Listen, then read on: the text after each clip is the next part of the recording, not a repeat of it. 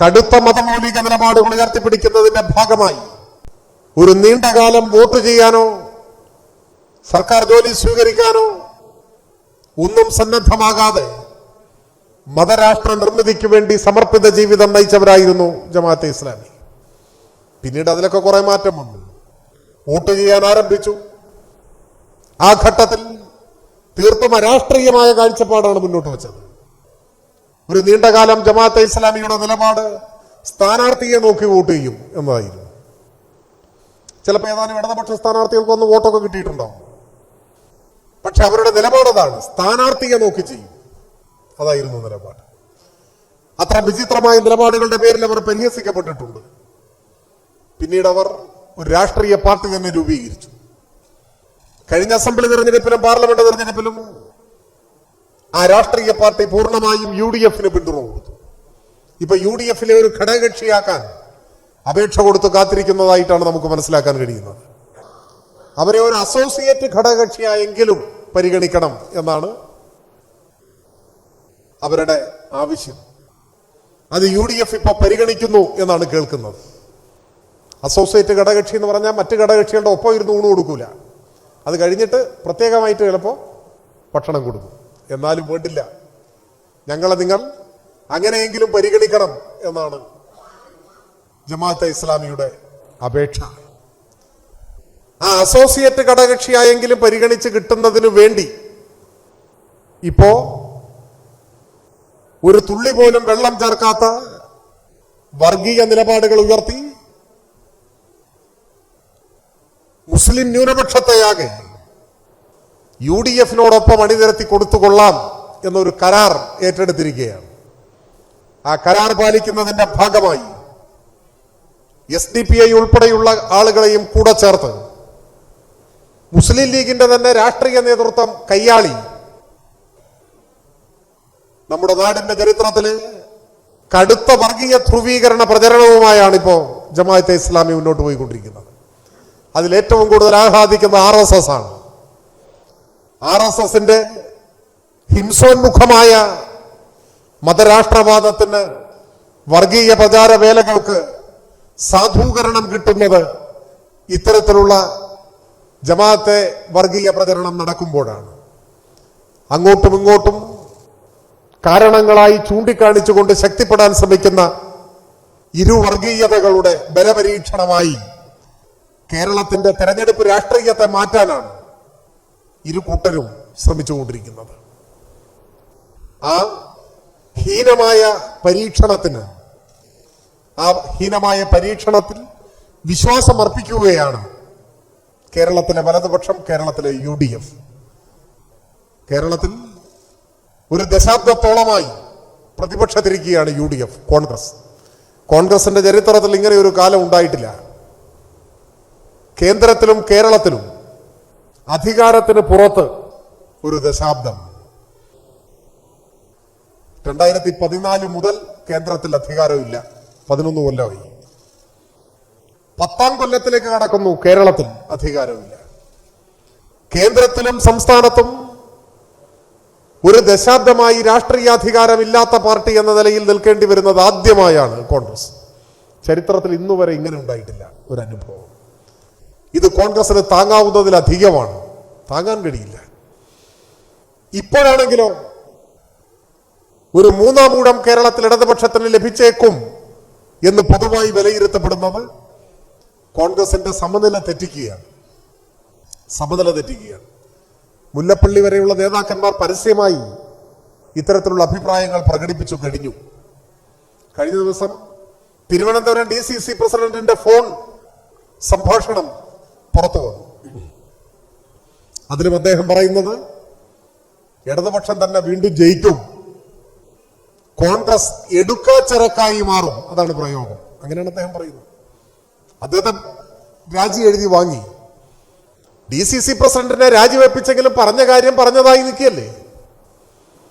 കോൺഗ്രസ് നേതാക്കന്മാരുടെ ഇടയിൽ ഈ ഒരു ഭയം ശക്തമാണ്. 3ാം ഊഴം ലഭിക്കും, വീണ്ടും പ്രതിപക്ഷത്തിരിക്കേണ്ടി വരും. അവർക്കത് താങ്ങാനാവാത്തതാണ്.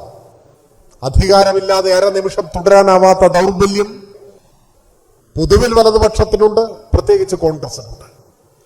അപ്പൊ ഇത്തരമൊരു ഘട്ടത്തിൽ ഏതു ഹീനകൃത്യം ചെയ്തായാലും വേണ്ടില്ല അധികാരം പിടിക്കുക എന്നതാണ് പ്രധാനം. അപ്പൊ അതിന് ജമാഅത്തെ ഇസ്ലാമിയെ മുന്നിൽ നിർത്തി ഒരു വർഗീയ ധ്രുവീകരണത്തിന് ലക്ഷ്യമിട്ട് അതിൽ നിന്ന് രാഷ്ട്രീയ ലാഭമുണ്ടാക്കാനുള്ള വളരെ അപകടകരമായ ഒരു പരീക്ഷണത്തിനാണ് കോൺഗ്രസ് തന്നെ നേരിട്ട് ഇപ്പോൾ നേതൃത്വം നൽകിക്കൊണ്ടിരിക്കുന്നത്. സ്വാഭാവികമായും ആ സാഹചര്യത്തെ തങ്ങൾക്ക് അനുകൂലമായ ധ്രുവീകരണത്തിന് വേണ്ടി ഉപയോഗിക്കാൻ സംഘപരിവാരവും ശ്രമിക്കും. ഇത് കേരളത്തിന്റെ മതനിരപേക്ഷ ഉള്ളടക്കത്തെ വളരെ ആഴത്തിൽ പരിക്കേൽപ്പിക്കുന്നതായി രൂപപ്പെടും. ഈ ഘട്ടത്തിലാണ് വർഗീയ വിപത്തിനെതിരായി എല്ലാവരെയും അണിനിരത്തുക എന്ന ദൗത്യം മതനിരപേക്ഷ കേരളം ഏറ്റെടുക്കേണ്ടത്. വ്യത്യസ്തമായ രാഷ്ട്രീയ കാഴ്ചപ്പാടുകൾ ഉള്ളവരുണ്ടാവാം, അതിൽ തകരാറൊന്നുമില്ല. പക്ഷെ ഏത് രാഷ്ട്രീയ നിലപാടുകൾ സ്വീകരിക്കുന്നവരായാലും പതാകകളുടെ നിറഭേദങ്ങൾക്കപ്പുറത്ത് കൊടിയ വർഗീയതയുടെ അപകടങ്ങളെ ഈ നാട്ടിൽ നിന്നും അകറ്റി നിർത്താൻ ഇപ്പോ വലതുപക്ഷം നേതൃത്വം കൊടുക്കുന്ന ഈ വർഗീയ പരീക്ഷണം, അതിന്റെ ചെലവിൽ കൂടുതൽ ശക്തിപ്പെടാൻ ശ്രമിക്കുന്ന സംഘപരിവാർ വർഗീയതയുടെ പുതിയ സ്വപ്നങ്ങൾ, അതിനെയെല്ലാം തകർക്കാൻ ജനാധിപത്യ മതനിരപേക്ഷ ആശയങ്ങൾ പോർലേൽക്കാതെ ഈ മണ്ണിൽ നിലനിൽക്കേണ്ടതിന്റെ ആവശ്യകത എന്ന് വെച്ചാൽ കേരളം തകരാതിരിക്കാൻ എല്ലാ തരം വർഗീയതയും പ്രതിരോധിക്കേണ്ടതിന്റെ ആവശ്യകത കേരളത്തിന്റെ നാളെയെക്കുറിച്ച് ഉത്കണ്ഠയുള്ള സകലരെയും ബോധ്യപ്പെടുത്തി അണിനിരത്താനുള്ള ഉത്തരവാദിത്വം നമ്മളെല്ലാം കൂട്ടായി ഏറ്റെടുക്കേണ്ടതാണ്.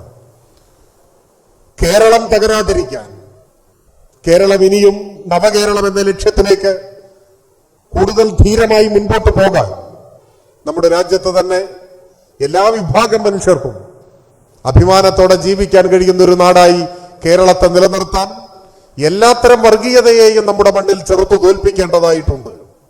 ഇന്ന വർഗീയത എന്നൊന്നുമില്ല. പലപ്പോഴും പലരും പറയാറുണ്ട്, നിങ്ങൾ RSS വർഗീയതയ്ക്കെതിരായിട്ട് മാത്രമാണല്ലോ ശക്തമായി പ്രസംഗിക്കുന്നത്. പ്രസംഗത്തെ ചിലപ്പോൾ കുറച്ച് കൂടുതലായി RSSനൊക്കെ പറയും. അതിന്റെ കാരണം RSS നേതൃത്വം കൊടുക്കുന്ന വർഗീയത ഇന്ന് ഇന്ത്യയിൽ അധികാരം കൈയാളുന്ന വർഗീയതയാണ്. കേന്ദ്ര രാഷ്ട്രീയ അധികാരത്തെ നിയന്ത്രിക്കുന്നത് RSS ആണ്. എന്നാൽ ജമാഅത്തെ ഇസ്ലാമിയുടെ വർഗീയതക്ക് തൽക്കാലം ഒരു പഞ്ചായത്തിൽ പോലും അധികാരം പിടിക്കാൻ പറ്റിയിട്ടില്ല.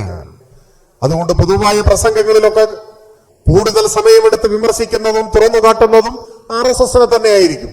അത് നാളെയും അങ്ങനെ തുടരും. അതിന്റെ അർത്ഥം മറ്റേതെങ്കിലും വർഗീയതയോട് ഒരല്പം അയവേറിയ നിലപാടുണ്ട് എന്നല്ല. എല്ലാ വർഗീയതയും നമ്മുടെ നാടിന് അപകടമാണ്. എല്ലാ വർഗീയതയും നാടിനെ വിനാശത്തിലേക്കാണ് നയിക്കുക. അത് ഹൈന്ദവ വർഗീയതയും ഇസ്ലാമിക വർഗീയതയും എല്ലാം നമ്മുടെ നാടിനെ തിന്മയിലേക്ക്, നാശത്തിലേക്ക്, തകർച്ചയിലേക്കാണ് നയിക്കുക.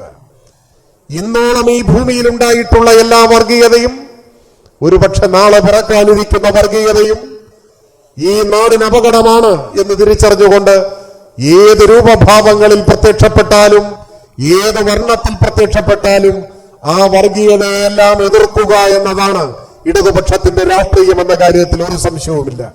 സകല വർഗീയതയ്ക്കുമെതിരായി മനുഷ്യരെ അണിനിരത്തുക, വിശ്വാസികളെ അണിനിരത്തുക, അതാണ് ഉത്തരവാദിത്വം.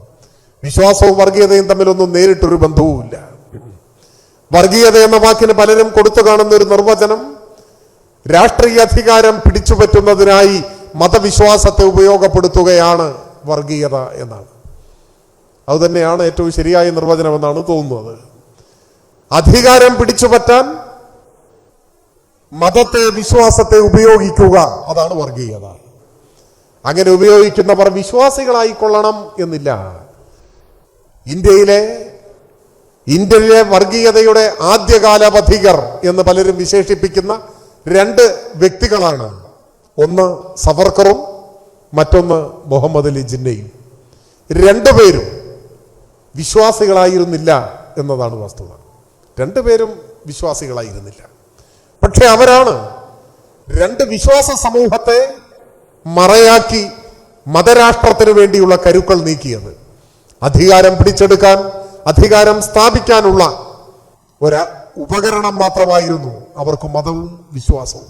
അതുകൊണ്ട് യഥാർത്ഥ വിശ്വാസികളെ ഈ വർഗീയ ചിന്താഗതിക്കെതിരായി മതരാഷ്ട്രമെന്ന വർഗീയവാദികളുടെ സ്വപ്നത്തിനെതിരായി അണിനിരത്തുക എന്നത് നാടിന്റെ നിലനിൽപ്പിനെ സംബന്ധിച്ചിടത്തോളം പരമപ്രധാനമാണ്.